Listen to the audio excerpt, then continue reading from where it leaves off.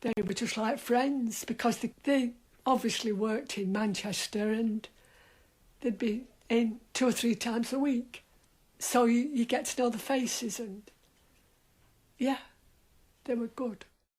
My floor was the electrical, gardening, cups and saucers, that kind of thing.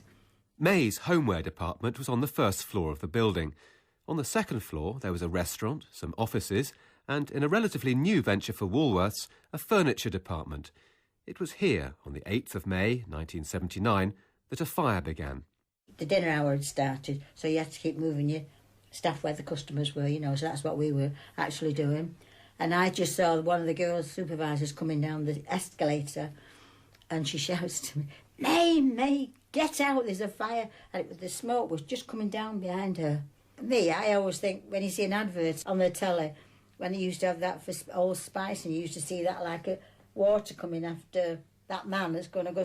And that just the smoke was just coming down the escalator over Kathleen's head, wasn't it? Mm. And it all happened very quickly, didn't it? Very quickly. Never done anything so quick in my life.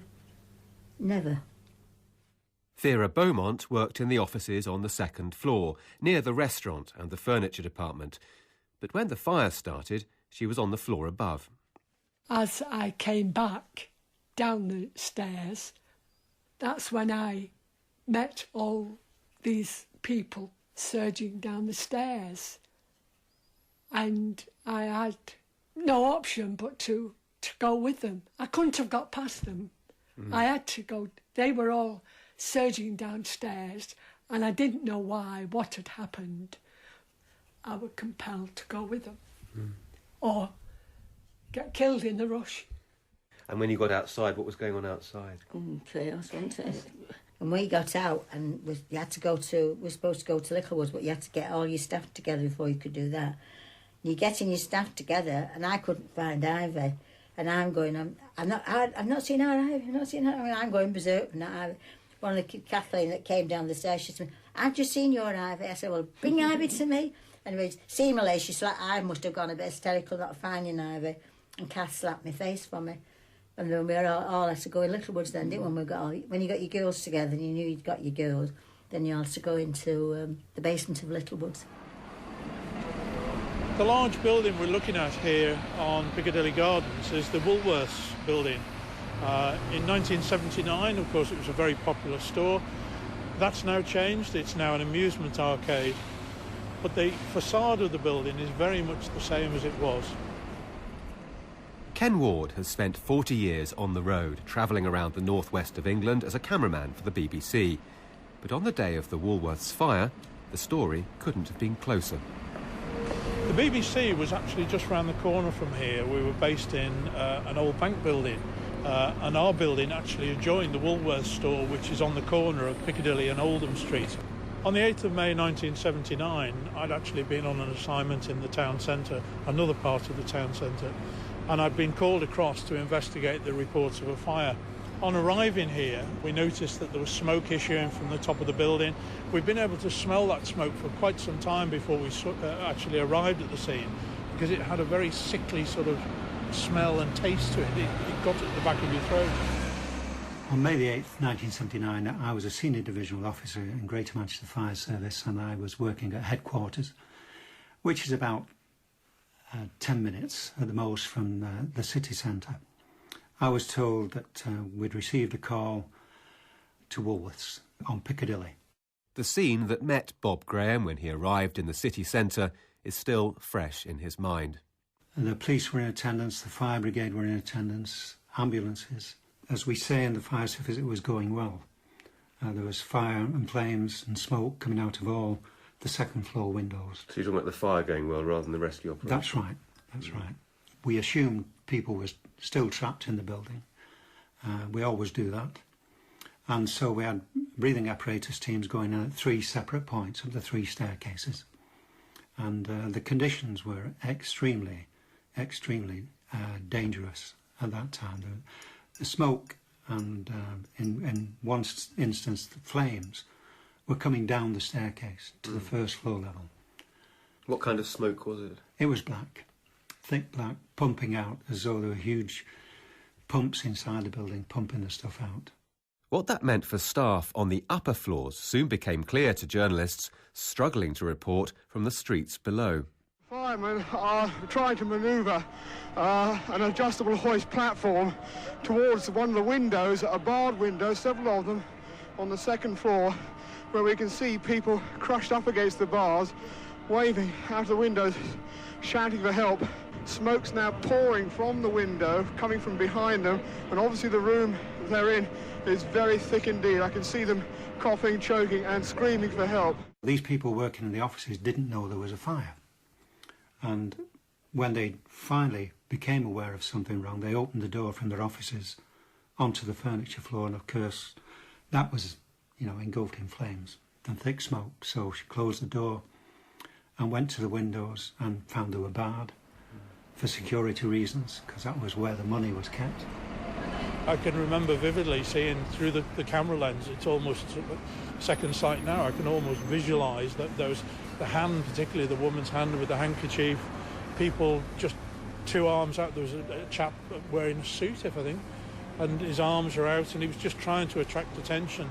The fire brigade were obviously trying their best, but even when they got access up to the point, they then couldn't free the bars. So there was a fair bit of consternation from both the fire brigade, the people that were watching, and clearly the people that were involved with the fire inside.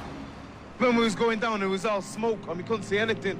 So we just headed back up and the smoke was following us, you know what I mean? So then we ended up on the roof.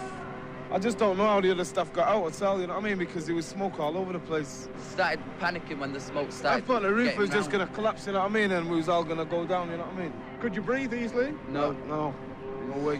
How did you cope up there then? Just put, my jumper over my face. Over our faces, you know what I mean? Breathe through the jumper.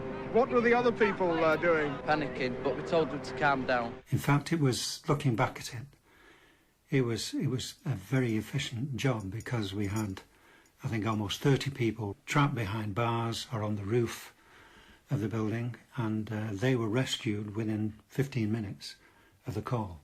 And as you opened the toilet door to come out, all thick black smoke, we couldn't get out, so I was trapped in the toilet upstairs. You don't work there, you were just there for a meal? We'd been for a meal, we'd been shopping.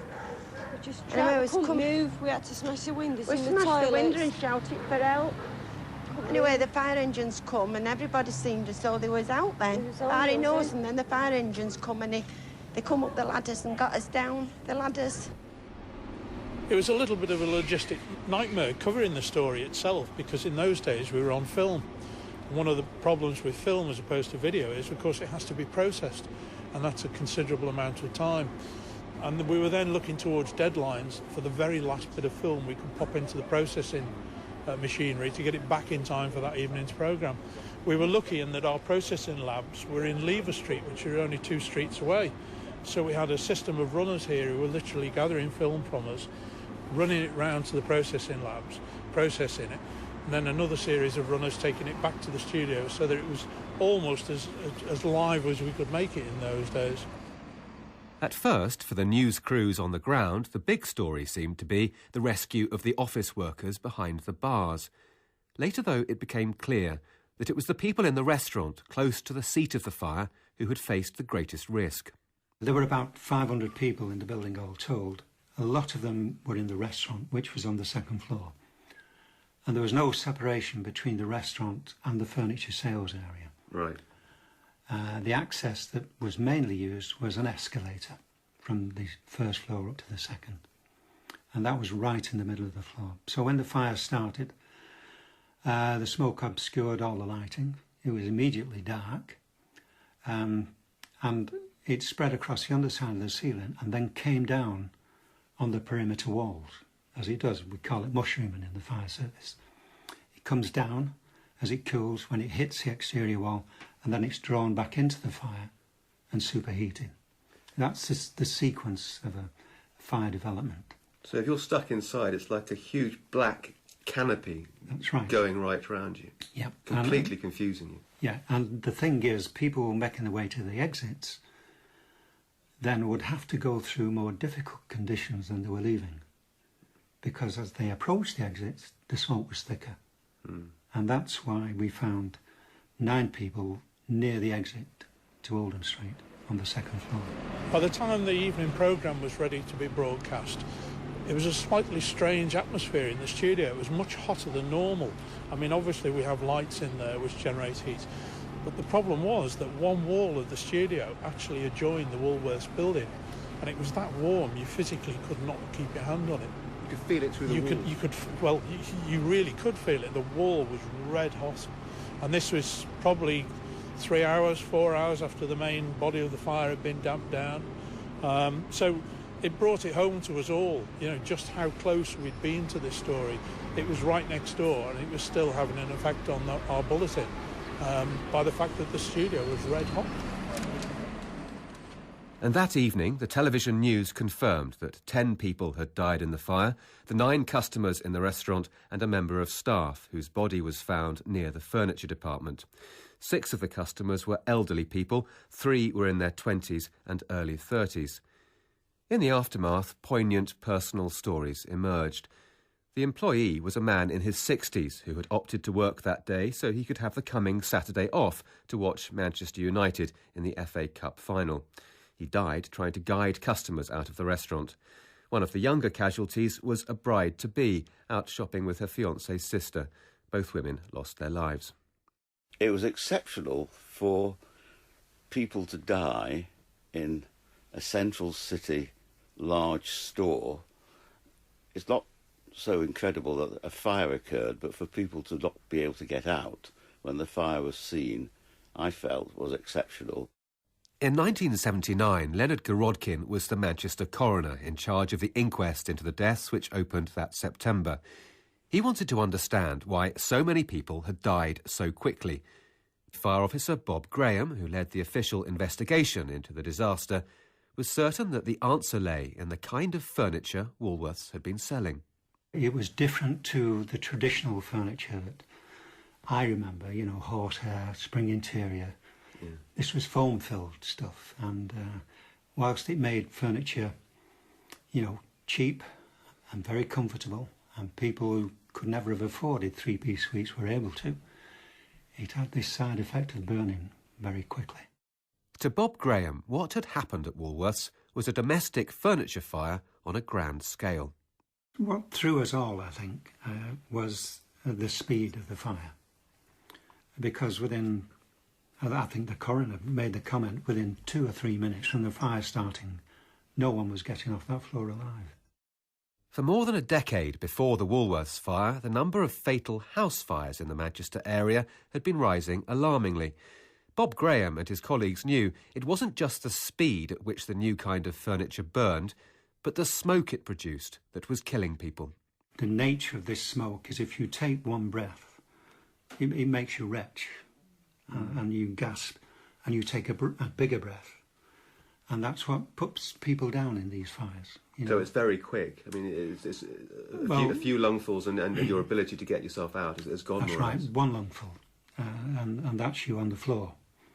And if you're not pulled out, or if you can't make your way out, that's where you take on the carbon monoxide, and that's what ultimately kills you. The sadness of it was that the suddenness. A normal fire without the smoke would have been okay. I don't think there would have been any loss of life. It had just been a fire. It's a question that the fire was in this furniture, which produced these massive volumes of smoke that led to the deaths. The inquest also heard how a simple misunderstanding at a critical moment meant that the fire brigade weren't called as soon as the fire was discovered. I think it was the floor manager who ran into the office on that floor and said, "There's a fire on the floor." But the girl on the switchboard thought he said, "There's a fight on the floor." So she didn't call the fire brigade. We didn't receive a call from Woolworths. There was no call from inside the building at all?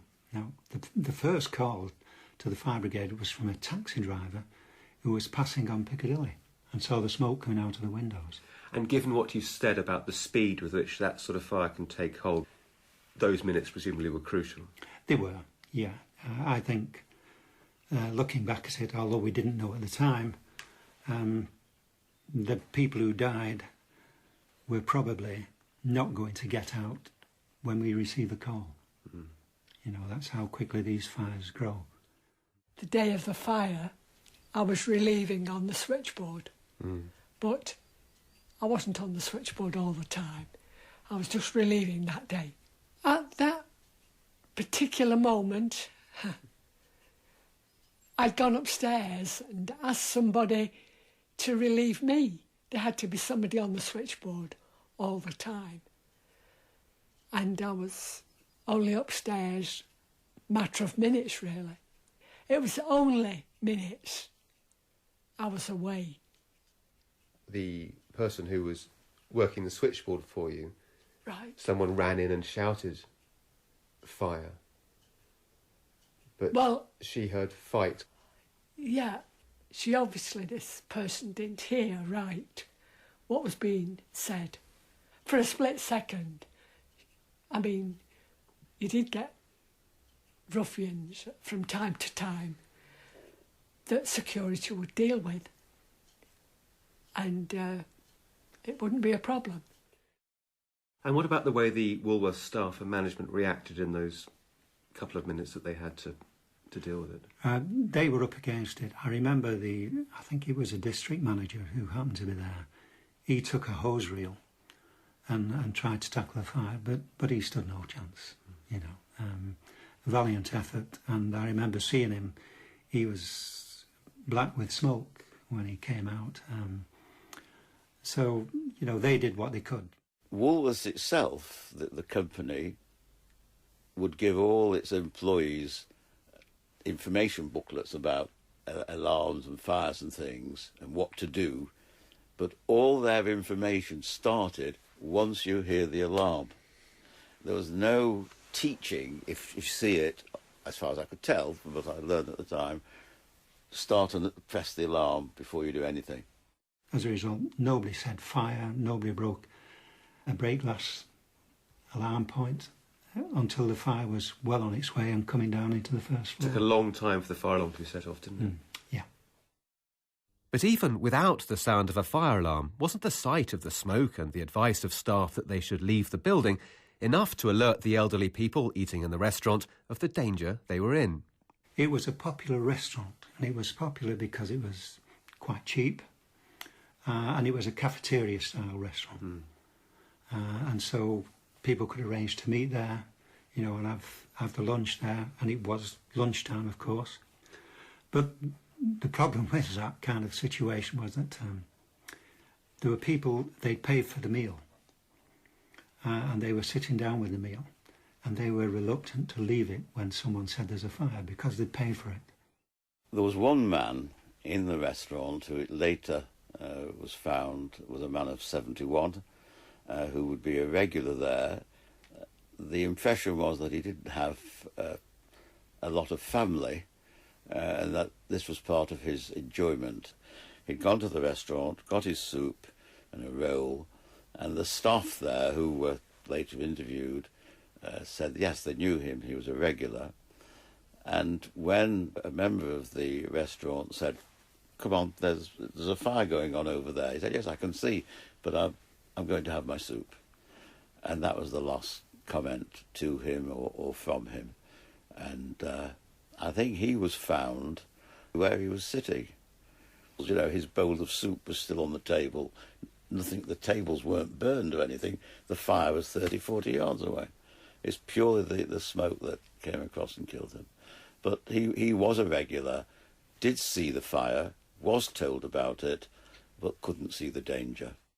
For this reason, the Woolworths fire is often used by psychologists as an example of the way people behave once they're in large shops, designed specifically to make customers want to stay in the building and keep shopping. But this is not the fire's most significant legacy. In the tragedy, Bob Graham saw an opportunity to save thousands of lives in the future.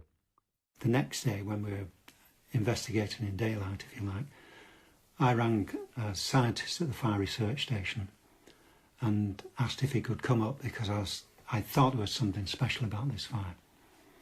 And so they sent a team up, and that led to us doing a reconstruction of the Woolworths fire in a huge hangar at Cardington in Bedfordshire.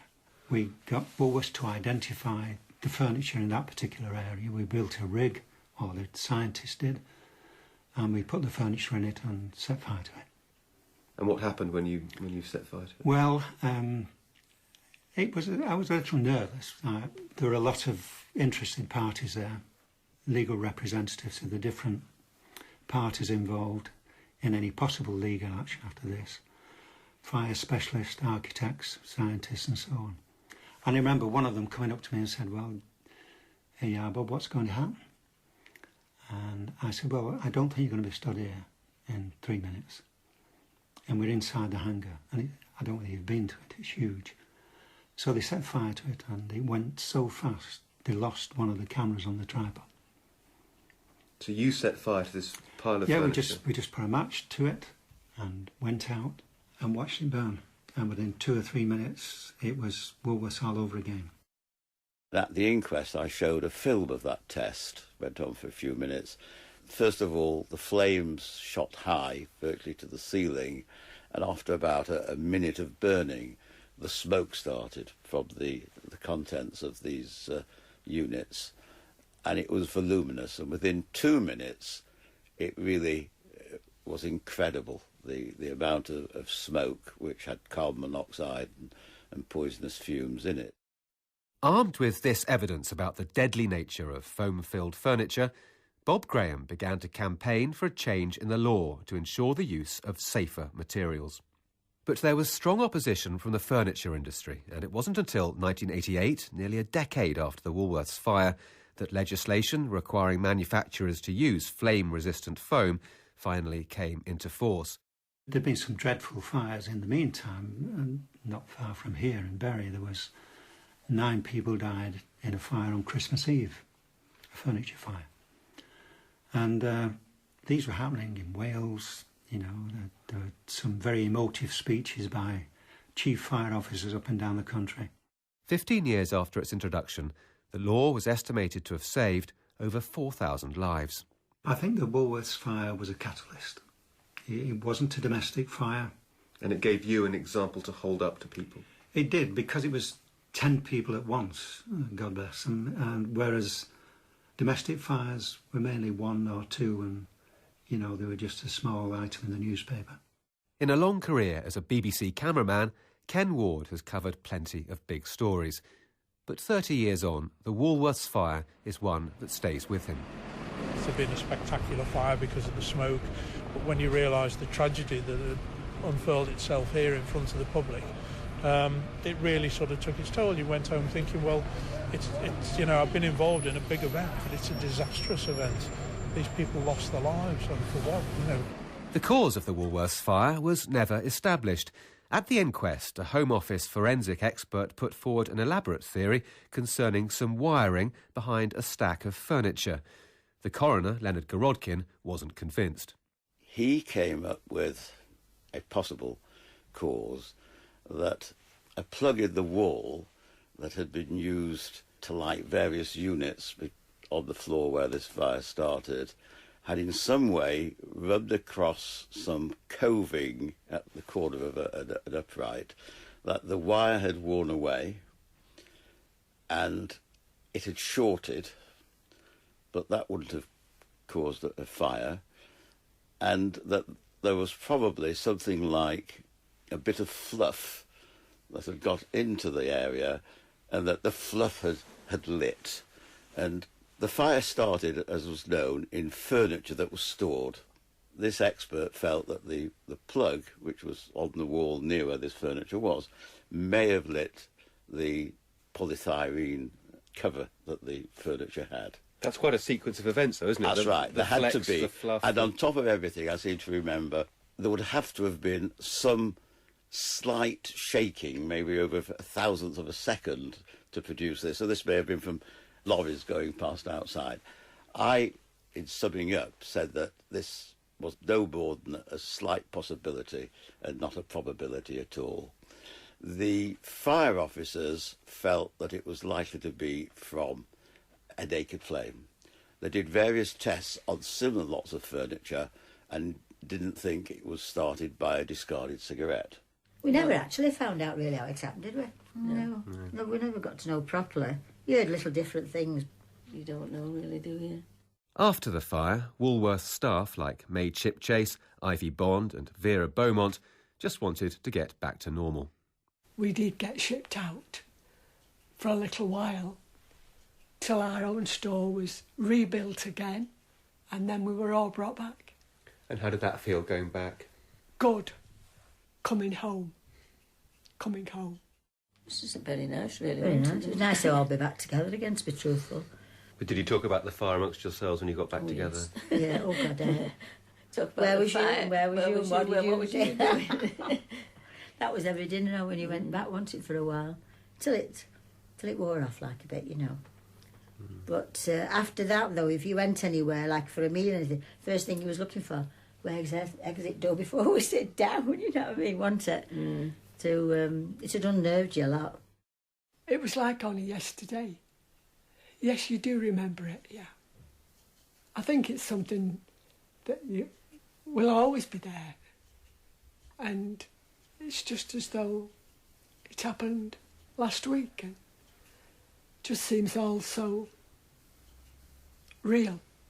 Yeah. In Living Memory was presented by Chris Ledyard and produced in Bristol by Isabel Eaton. A timid man confronts mindless bureaucracy when he applies for an allotment. Nick Warburton's comedy Turf Wars is coming up after we've heard from Winifred Robinson the details of You and Yours.